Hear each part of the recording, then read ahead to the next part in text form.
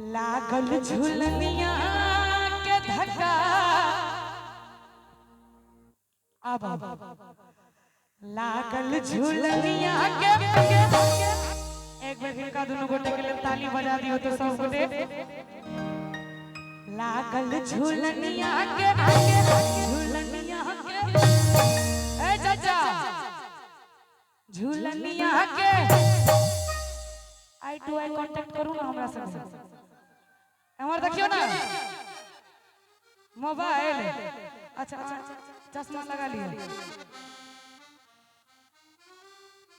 लागल झुलनिया के झुलनिया के झुलनिया के झुलनिया के झुलनिया के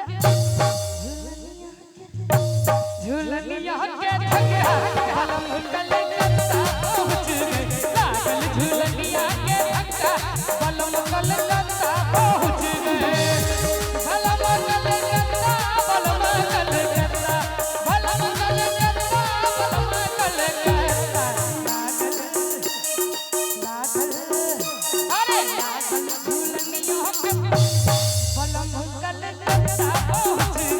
लागल झुलनिया के धक्का कलम कल करता पहुंच गए।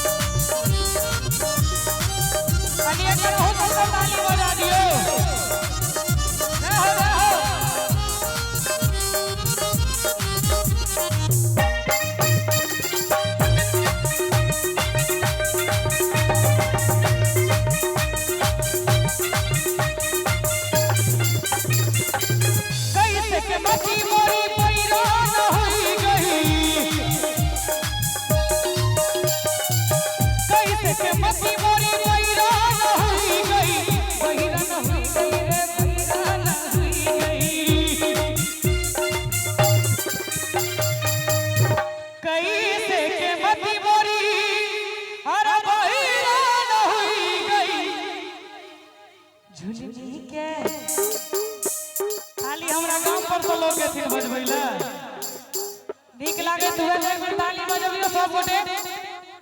झुलनी के झुलनी के झुलनी के अरे झुलनी के कारण भई कलम कल करता पहुंच गए। लागल झुलनिया के धक्का कलम कल करता पहुंच गए।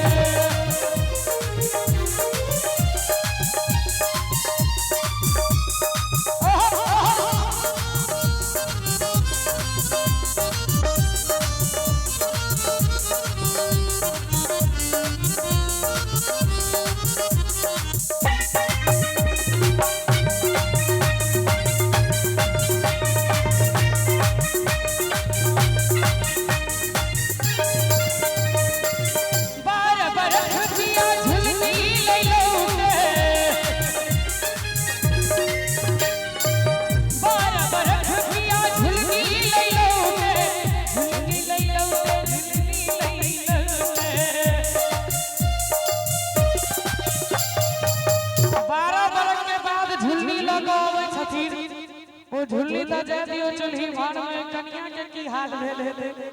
12 वर्ष के बाद अपना पति देव से हुनका मुलाकात भेले। आई वियोग में हुनकर की दुर्दशा भेले से सुनाबी कि 12 वर्ष पीछे झुल्ली लौटे 12 वर्ष के बाद दिहिया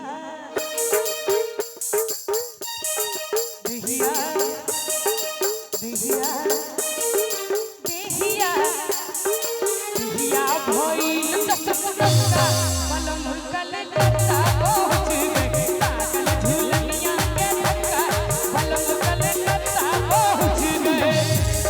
एतबो से मोन में भरै छै त एकटा चीज के और डिमांड करै छथिन ओ की छै पिया मेहंदी हो पिया मोती झील से जाके साई नील से पिया मेहंदी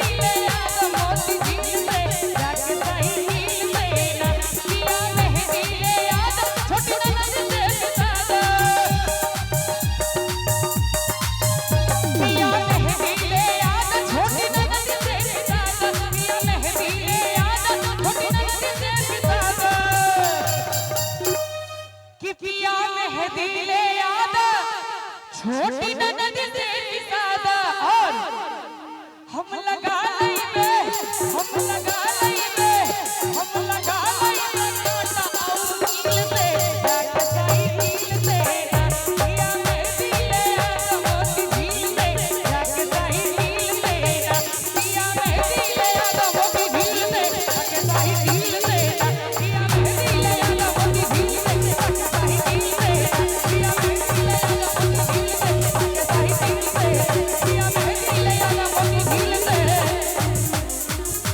लागल झुलनिया के धक्का भलम कलकत्ता पहुँच गए।